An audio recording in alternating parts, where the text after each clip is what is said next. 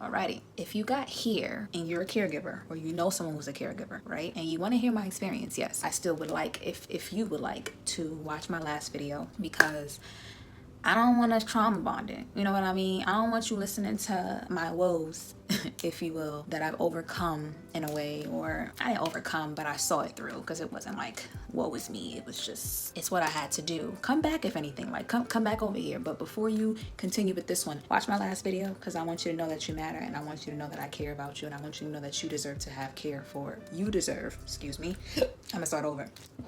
There we go. I want you to know you deserve care too. You deserve to be cared for. You deserve to be given to as well. So I don't want you to come here and hear what I got going on when you got a lot on your plate, or somebody you know got a lot on their plate. Or maybe you want to just watch this one too, but watch that one too. You know what I mean? Anyway, so if you see my last video, I look the same, obviously, same day. But I did want to peel back the layers. We're gonna let my grandmother come on in and continue to surround me and give me what I need to share about our experience together. Whatever she want me to talk about, we gonna talk about, because I follow my grandmother's instructions. She probably looking at me like, girl, I done told you to talk about this, share this, give this a long time ago, because baby, we had some times together.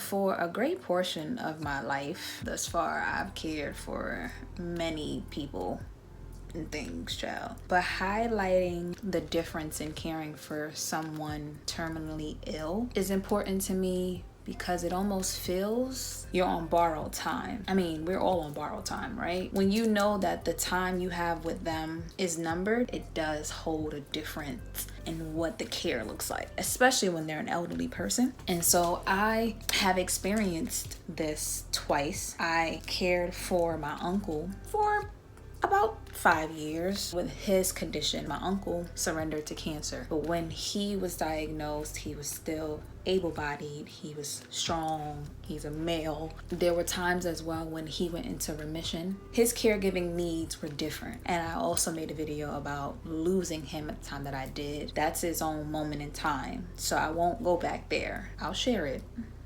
But caring for him was an experience within itself. Also because he was in treatment and he was doing things, and I kind of was able to anticipate the grief, which is a form of grief. Now with my grandmother, with my granny, taking care of her for the 2.5 years that I did, it was so many layers to it. My grandmother was bedridden with dementia, high blood pressure, diabetes. She's a woman. She's feisty. She's Jamaican. Adding on to it, I was taking care of my grandmother with my mother, and they had a tumultuous relationship and they clashed, and my mother and I had that relationship where we clashed. My grandmother, as much as I love her dearly, she wasn't the grandmother that took care of me, like in the typical way that most people can say, like, oh, my grandmother, you know, was around a lot, and my grandmother, she made us this and she took us here and we spent time with her. Just having that love and care and bonding with my grandmother, I didn't have that growing up. So it was such a 180 to then fall into this position of caring for her, and not only caring for her when she's at the end of her life. Caring for anything obviously is a task that you're not always prepared for, and you learn it as you go, depending on what you're caring for. A human being, obviously, if they're at a position or in a position where they can communicate and express their needs and tell you what they need and tell you how they feel and almost really guide you appropriately. I'm not saying it's easy, I'm just saying that it's just a little bit easier. Outside of her being older, it was a lot of layers with her being bedridden and also her having dementia that just made caring for her difficult, because for me, it made me feel so much more responsible. She couldn't always communicate her needs. She was in the bed all day. It just made me feel so much guilt, I guess, or I just felt so overwhelmed when she would have certain episodes. Sometimes I honestly would get angry, because it's like you're doing everything in your power to take care of this person, but they don't know what's wrong with them. I'm a believer in the way that I know that in many ways she knew that she was going, or she knew when she was ready to let go, she could. And my grandmother was a fighter. My grandmother is a fighter, okay? Because she is whooping ass for me. I already know that. She was determined to do things for herself because when she was able-bodied, she was very independent. She took no shit and she wanted things to go her way at all times. And so I had to meet her with such tenderness, even in the times when I, looking back on it, didn't know where it came from. There were just so many times when I experienced just so much overwhelm because you're trying your best. You're always trying your best. And sometimes your best doesn't feel good enough. You're taking care of another human being that if they weren't in this condition, they would do it themselves. And having that friction, having that conflict at times was so overwhelming. And then also at the back of my mind, that borrowed time is there too. So at times I would try so hard to not be upset because I didn't want the last time I go to bed,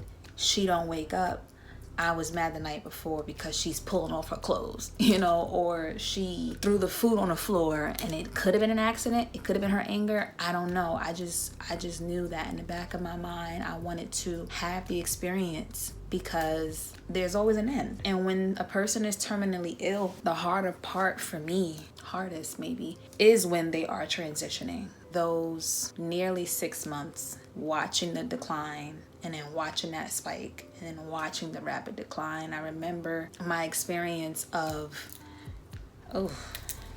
what do I do? Like, what can I do? What can I do to take better care of you, to keep you here longer, to nurse you back to health? It's not in my control, but what can I do? Most times it was nothing. I can literally do nothing but continue to love her, to listen to her the best way I can, to not make her feel like she's misunderstood. She would tell me that I am so understanding. There's no way you can be in this position as a caregiver and not be understanding and not truly have such a deep level of empathy. That's the only way I feel you know how to be the best caregiver you can be. If it was something that I needed in return, if I needed someone to care for me and to give care to me, I would need them to have deep levels of empathy, be completely understanding, be very, very, very patient. And I remember saying at some points in my life, not even like far before I started to take care of my grandmother, that I would always say I have low patience. Excuse me, not high. And when I tell you, it teaches so much patience within yourself for that person. It's necessary because not everyone's transition is quick. My grandmother transitioned actively for 9 days. She went to sleep and was still breathing, but did not open her eyes, did not speak, did not eat for 9 days. And that strength she had gave me the understanding that there's power and there's strength in patience. There's power and there's strength in taking your time. And experiencing that as a caregiver was very difficult, but it was also necessary for me. It was also necessary for me to see that I did everything I could do. There was nothing else I can do. There's nothing else she needed me to do. She didn't need or want for anything, not even food and water. She just needed to go when she was ready, and I did everything I could up until that point to care for her. As cliche as it is, it taught me that it's God's plan. For me, it was God's plan. You don't have to be a believer. You don't. I don't want you to watch this if you've gotten this far and feel like I'm trying to put anything on you. You don't have to be a believer. But as for me, it's one of my many gifts and abilities to care and to give and to love and to heal and to help. And that's one of the reasons, obviously, that keeps bringing me back here. It keeps bringing me back to a place where I want to share my experiences, even though it may take me some time to share them. Because baby, I won't lie, maybe even a year ago, my throat is a little knot in there, but I would have been bawling. I'm overwhelmed with emotion. But now it feels different because now I feel like I'm enough. I'm enough for me to say that I've done these things. I did the best that I can, and now I can give to you, all of you, the best of me because I was able to see it through for real. It taught me that when you're put in these positions, whatever position in life, you got to do it like you mean it. You got to do it like you care, and you got to do it like you want to give. You can't be selfish. Whatever it is you feel called to do, you cannot be selfish. You cannot be afraid, and you have to be ready, because everything is inside of you. You are put in these positions, whatever it may be. But in this particular video, we're talking about caregiving, but you're put in that position because you're ready, or you're gonna get ready. Regardless, you're gonna have to do it. And so for me, I got ready. I did what I had to do. I was put in the position. And taking care of someone, it taught me that it opens and changes the inner workings, and it heals the heart. In so many ways, you're put outside yourself to take care of that something or that someone. So you have to open your heart. So after you do that, it starts to change the inner workings of your heart, because maybe you were operating from a position before where you were self-focused, self-centered, self-absorbed, whatever it may be, which is not all negative. You have to start, tweaking how you feel or what you feel, because you're no longer just really feeling for you. You're no longer just doing for you. You are at the expense of somebody else who needs you. They need you. And so that changes the way your heart moves. And where I am today, it has healed my heart, because through taking care of my grandmother, and I see it now 3 years later, it has been the best experience for me to heal my heart, because it reminds me of what I'm here to do, what I'm being called to do. I may not know why at the time. I may not know what I'm supposed to do at that time, but I know that I'm supposed to do it. And when I do it, I have everything I need inside of me. You have everything you need inside of you. And so that's healing in a way, because maybe at some points you feel like you're insignificant. Maybe at some points you feel like you're not truly enough to do this. You don't feel strong enough. You don't feel patient enough. You don't feel ready enough. But it's so healing. It literally warms me knowing that I was able to help her transition peacefully. She was in my home. We spent those moments together. I hugged and kissed her too many times to count while she was still here. It's so healing, because there's no guilt anymore. There's no survivor's remorse that I had anymore, because I know that I did everything I can. My heart is at peace. My heart is mended by the fact that I gave everything I could at that time. And in her transition, she now gives to me to remind me of my position, to remind me of the fact that everything has to come to an end. So you take the experience for what it is, you enjoy it for what it is, cry if you need to, you yell if you need to, you be angry, you feel all the emotions, happiness, sadness. Spin that wheel. I don't know them all right now, but you feel all the feelings. And you do it anyway. So the other side of it, the sense of pride you feel knowing you have that much strength and you saw your way through. Baby, can't put a price on it. I feel like there was one last thing I wanted to say. Did I lose it? I think I lost it. Yeah, caring for the terminally ill was it's back. I remember now. I want to say that caring for the terminally ill is probably an experience that many people may never have.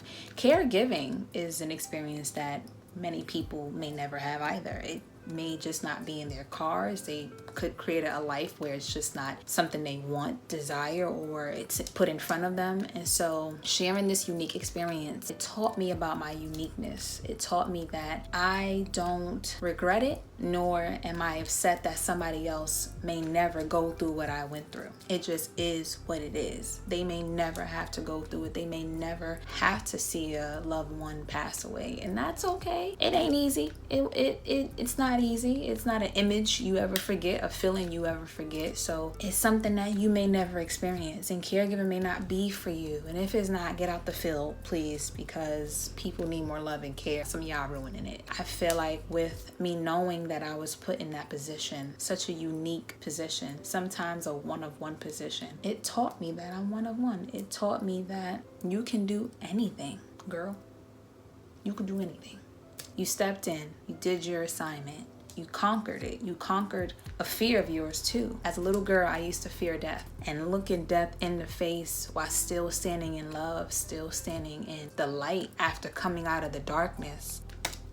Baby, you can't fuck with it. You know what I'm saying? You can't fuck with it. I'm starting to go there.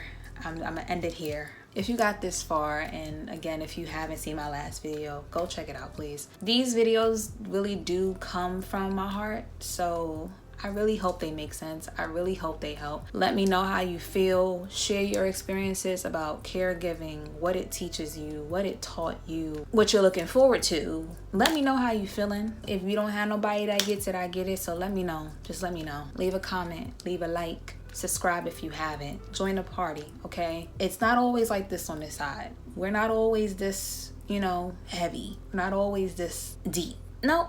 I'm lying. We deep over here. I'm not gonna lie. It's a lot of layers over here. So join the party. I won't say, oh, we're not, because we're everything all at once. We're random. We do what we want over here. So just join the party if you want to. If you like it, you love it, share it.